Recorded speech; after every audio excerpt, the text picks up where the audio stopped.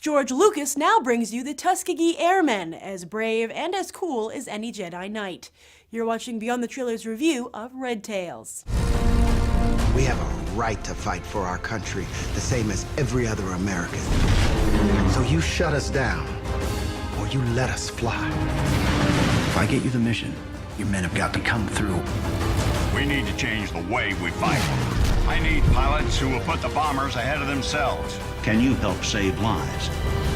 Back in the 1970s, Hollywood had such little faith in the sci-fi action genre that they carelessly allowed George Lucas to keep the merchandising rights for Star Wars. Mistake! Lucas took that bottomless pit of money and built an empire. Its crown jewels, Industrial Light and Magic, Lucasfilm, and LucasArts. And now Lucas has another idea for a movie, yet once again Hollywood has no faith in it. Way back in the 1980s, Lucas first approached the big studios about making a film that told the story of the Tuskegee Airmen, a group of African-American fighter pilots who fought the Nazis and racism in World War II. But Hollywood countered that there is no money to be made from a big-budget film that features an almost entirely African-American cast, both here in the US and abroad where movies make most of their money these days.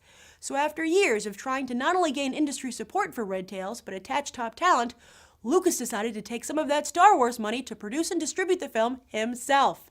And if it's a hit, he's promising to give it the Lucas treatment with both a sequel and a prequel. Is Lucas right once again, or is Hollywood the one who's right this time? Let's go find out. Danny, you're back for Red Tails. How was it?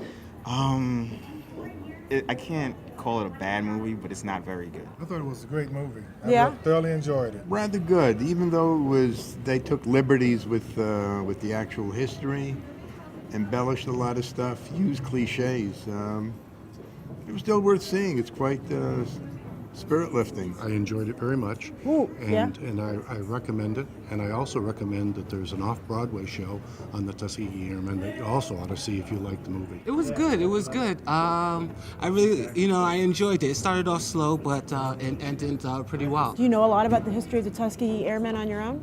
I have read some, yeah. Oh, okay. I mean, I can't call myself Were an they expert. big embellishments? Like, whoa, what are you doing?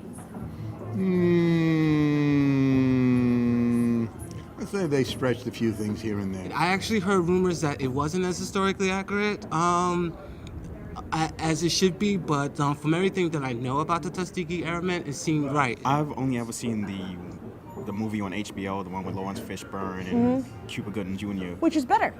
The one on HBO. Okay, definitely. so you think people should go watch that? Yeah. You know, the studios wouldn't make this movie. That's why Lucas had to make it on his own, because they felt that people wouldn't go see a movie with an African-American cast.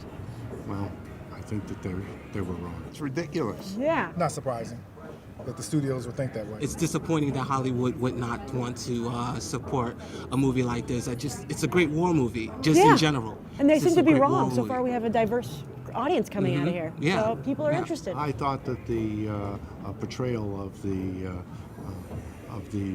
military infrastructure was very, very good. It certainly had the best scenes of World War II aerial combat of any film I've ever seen. It has exciting parts. The aerial fights are good, but I just couldn't get past the story in between the aerial fights.